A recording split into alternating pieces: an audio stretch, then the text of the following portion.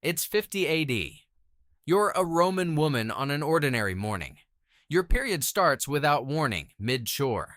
There's no pad, no tampon, no wrapper to tear open, just a rough roll of raw wool.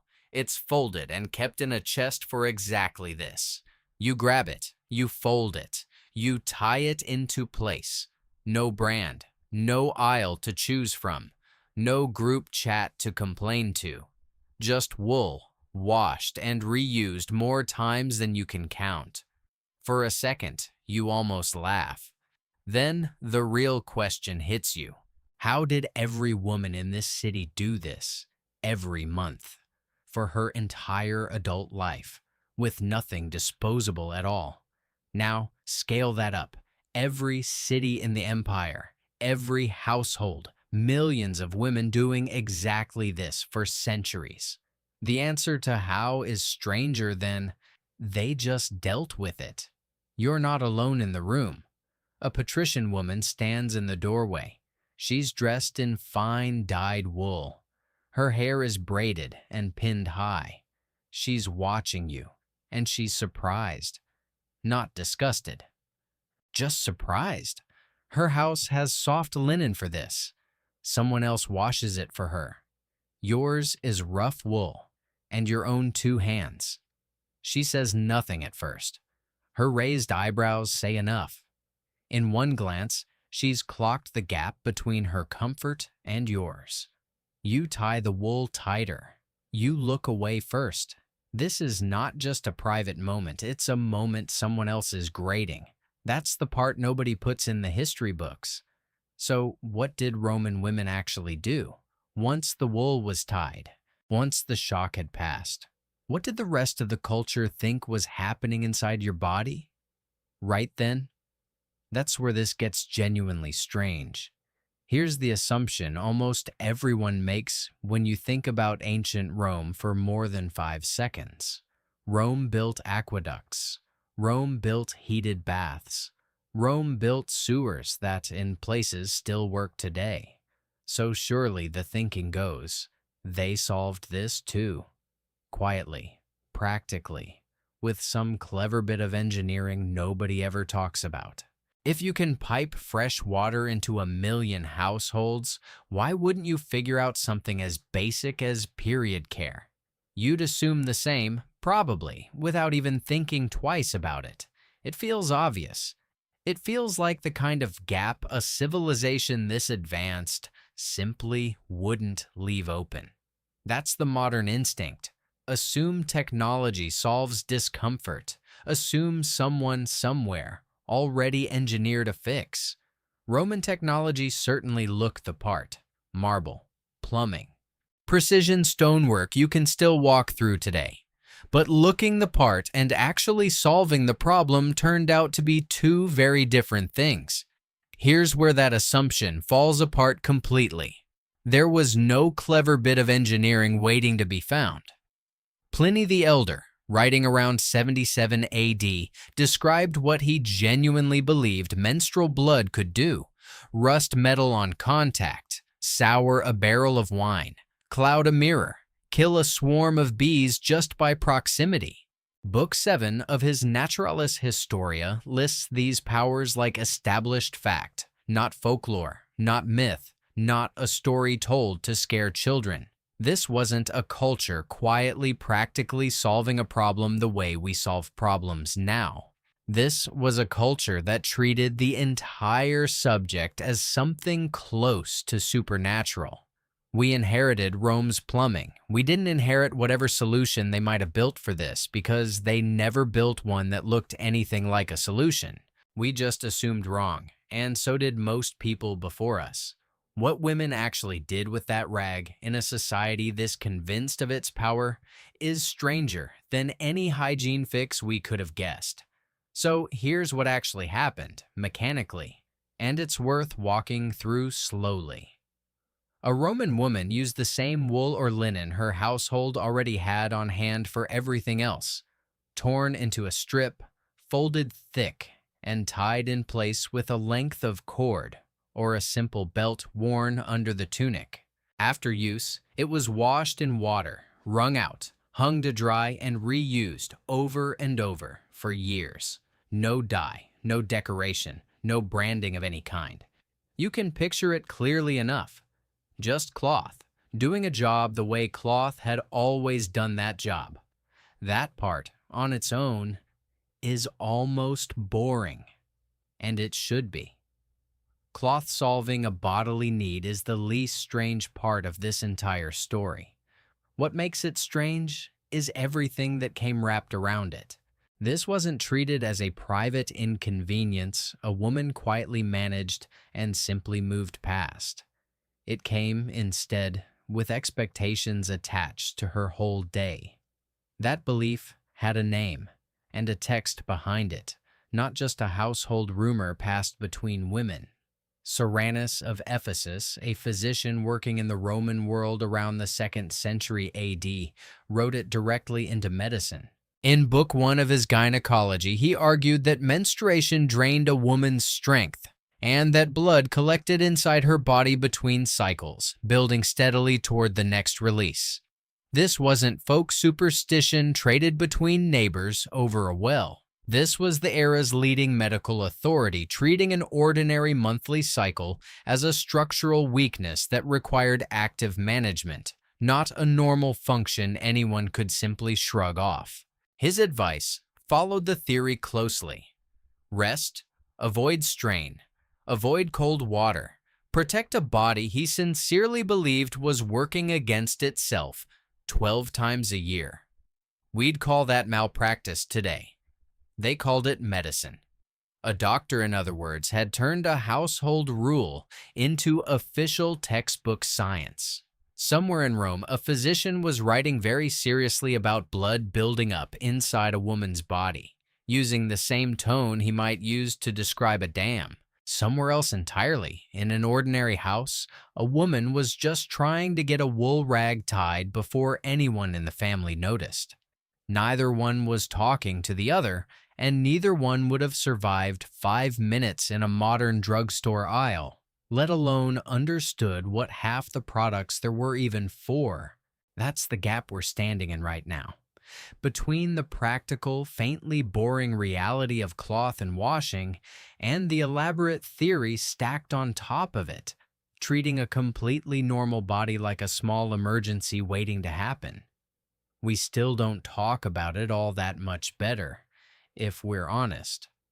But here's where it gets interesting, because the practical explanation isn't the only one running underneath this.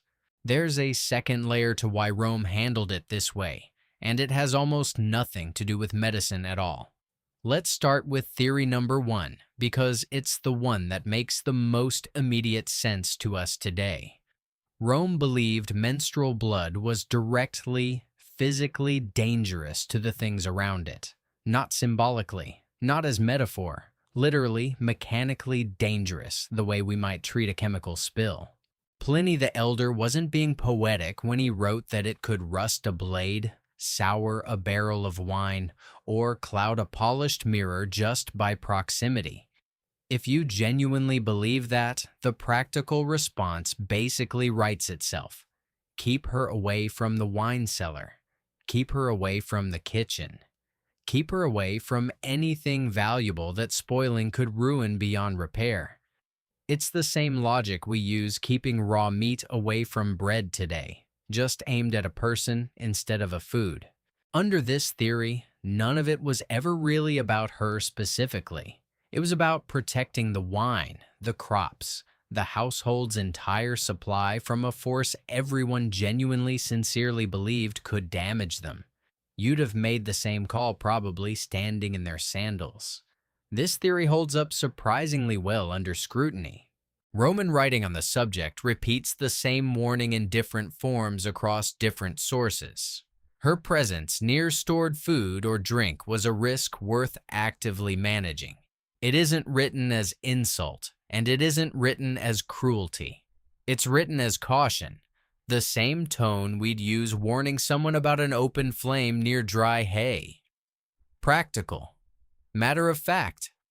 Slightly nervous, the way people get around things they don't fully understand.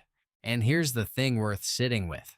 A huge amount of ancient behavior that looks bizarre to us now was, at the time, just risk management built on wrong information.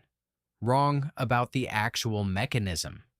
Right, at least about taking the fear seriously enough to act on it. Sometimes the boring answer really is the right one. They were scared of spoiled wine, not scheming about anything bigger or more sinister. We do the same thing today with things we don't fully understand. Except that's not the whole story here. Theory number 2 is where it gets genuinely interesting, and where the boring answer stops being enough.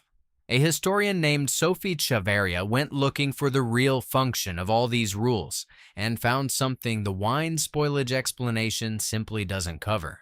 Her research traces these restrictions across roughly 200 years, from the 4th to the 2nd century BC, and finds a pattern that has nothing to do with grapes at all. The rules about where a menstruating woman could go, what she could touch, which spaces she could enter. They map almost exactly onto the broader rules about where Roman women could go in general, period or no period, sacred spaces, public gatherings, positions of any visible authority. Once you notice that overlap, can you really unsee it? The blood, it turns out, was never really the target. Her movement was. Picture it from her side for a second, because we rarely do, and you should try. It's not one fixed rule, easy to memorize and move on from. It's a rotating list tied to a body function she can't schedule, can't predict, and can't hide for long. This month, the temple steps are off limits to her. Next month, once it's over, they're not, until the cycle turns again. The restriction moves with her body, but it always lands without exception on the same kinds of places, the ones with power, visibility, ceremony, status. Over 2 centuries, Chavaria argues, that pattern hardened into something closer to policy than superstition, a repeatable, unquestionable reason to keep a woman out of any room, one that required no debate and no exception. Because who exactly argues with a hailstorm? It is, in its own strange way, an efficient design. We rarely picture it this specifically, but we should. Just not one anyone in power ever admitted to building. So, the practical fear and the social control were never actually 2 separate systems running side by side. They were the same rule, wearing whichever explanation happened to be convenient at the time for whoever was doing the explaining to whoever had to obey it. A father explained it one way to protect his wine. A priest explained it another way to protect his temple. A doctor explained it a third way to protect his authority. Underneath all 3 explanations sat the exact same outcome. A woman kept out of a room on a schedule she didn't choose. This was not modesty. This was not superstition. This was control, dressed up carefully as biology, repeated for 200 years until nobody thought to question where the rule had even come from in the first place. We call it superstition now because that's the comfortable word. It was never just superstition. Here's the case that makes all of this real, not theoretical. Alexandria, sometime in the early 5th century AD, still very much part of the Roman world. Hypatia is one of the most respected philosophers in the entire city, a mathematician and teacher with students traveling from across the empire just to sit in her lectures. One of them falls for her. Not for her ideas, not really. For her personally, persistently, uncomfortably, in a way that starts affecting his work. He won't stop, no matter how many times she redirects him. So Hypatia does something the ancient source records with almost clinical precision, no embellishment at all. She gathers a cloth soiled with her own menstrual blood, kept from earlier that month. She holds it out to him directly, in front of anyone who happens to be watching in the room. According to Damascus, writing later in his life of Isidore, she says one line and only one line. "This is what you love, young man, and it isn't beautiful." The source claims he was so shocked, so genuinely ashamed, that he changed entirely and walked away a better man. You can imagine how quiet that room went. We can't verify that ending. We can absolutely verify the weapon she chose to make her point. Think, for a second, about what that gesture actually required to work as intended. It only lands as humiliating, as shocking enough to end an obsession instantly, in a culture already primed to see that cloth as something close to contamination. The same fear Pliny wrote about decades earlier, the same theory Soranus built an entire branch of medicine around. Hypatia didn't invent that taboo out of nowhere. She simply picked up and weaponized one that already existed, fully formed, in every mind around her, including his. We still flinch at things far less deliberate than that. It worked because the disgust was already installed, generations deep, long before she ever opened her hand that day. That's the real weight sitting inside this story. An educated woman in one of the most learned cities in the entire Roman world, reaching for the single object she knew, with total confidence, would end an argument instantly, because everyone around her already agreed on exactly what it meant. You've never had to do that, not like this. But somewhere behind every awkward, hushed conversation you've had about this exact subject, that same old fear is still, quietly, doing its work. Let's be honest about something before we go any further. We don't have a diary from a common Roman woman describing exactly how any of this felt to her, day to day, cycle to cycle. Pliny tells us what educated men believed about her body. Soranus tells us what the medical establishment argued, confidently, in a textbook. Chavaria's research reconstructs a pattern from religious and legal rules left behind, not from a first-person account written in a woman's own hand. Even Hypatia's story survives only through a source written generations after her death, filtered through a writer with his own particular agenda. None of this is a direct window into an ordinary woman's private experience. You won't find her actual voice in any of these texts. It's a reconstruction, built almost entirely from the outside, mostly by men writing about her body rather than women ever writing about their own. That gap matters, and pretending otherwise would be dishonest of us. We are reconstructing an experience almost entirely through the eyes of the people who restricted it, not through the words of the women who actually lived it day to day. But here's what doesn't require speculation, what we can say plainly. Every source we have, the wrong theories, the medical texts, the religious rules, one dramatic anecdote from Alexandria, all point in exactly the same direction, without exception. We don't need her exact words to see the shape of what she was up against. Uncertainty about the small details is not the same thing as uncertainty about the overall pattern. The pattern itself is consistent, it's documented across centuries, and it's ours to look at honestly, even without her voice anywhere in the record. It's still 50 AD. You're still that Roman woman, wool tied in place, tunic pulled back down like nothing happened. The patrician is still standing in the doorway, close enough to have seen everything, unwilling, for whatever reason, to leave first. The shock from a minute ago has faded into something quieter. Not embarrassment exactly, just a kind of awareness settling in. Awareness that this ordinary monthly, completely unavoidable thing about your body was never fully private, was never really just yours. It came bundled with an audience, a belief system, and a set of rules nobody ever bothered writing down for you directly. You learned them the way everyone did back then, by watching who looked away first and who didn't, and quietly remembering it for next time.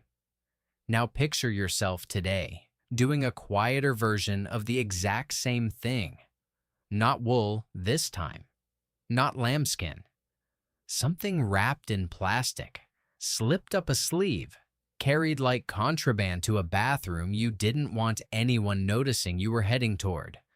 The technology changed completely, generation after generation, product after product. The instinct to hide it barely moved at all. 2,000 years, 100 better products later, and you're still managing the same body, still managing the same eyes on you, even when nobody's actually watching. That's the part Rome never really let go of, and honestly, neither did we. We just got better at pretending nobody could tell. Some things just get inherited. And you? Would you have hidden it too? Let me know.